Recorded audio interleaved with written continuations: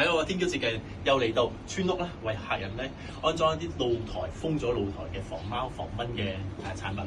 而家已經完成咗安裝㗎啦。咁而家見到咁開陽通透嘅環境下面咧，其實已經將蚊網貓網已經張開咗既防到蚊蟲入嚟呢個露台嘅之餘咧，到時啲貓貓喺呢度玩嘅時候咧，跳上嚟又好，都搲唔穿呢啲網嘅。事不宜遲，即刻示範下先。係啦，呢隻網側邊嘅係一個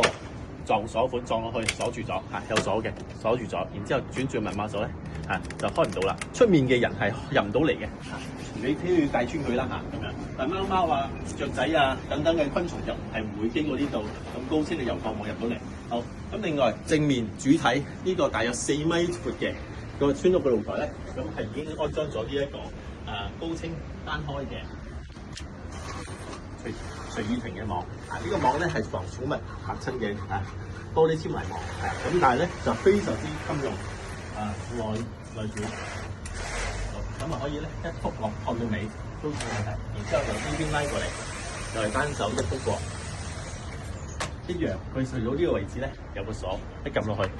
就可以鎖住咗。出面嘅賊人啊，或者係啲昆蟲啊，甚至乎馬騮等等咧，都搲唔穿呢個網，出唔到去㗎啦咁樣我哋安裝喺呢個村屋單位，非常之開陽。咁另外夾個位都用咗另外一套油鋼網嘅，呢套油鋼網一樣係咁樣開單啦，一樣同一個道理撞鎖本。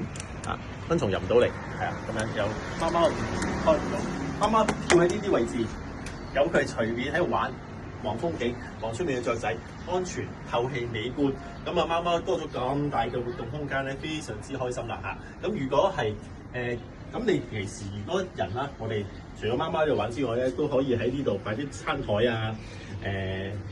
簡單咁可能會有機會燒下韓式燒烤咁樣，都一樣可以防到喺夏天嘅時候有啲蚊蟲入屋咁搞到你喺個冇蚊嘅環境、冇昆蟲環境下面做你中意做嘅嘆茶嘆咖啡嘅動作，非常之好嘅。天橋設計所做嘅封露台嘅設施做好晒㗎啦，歡迎你如果係村屋單位中意咁樣嘅設計，可以揾我哋。多謝晒。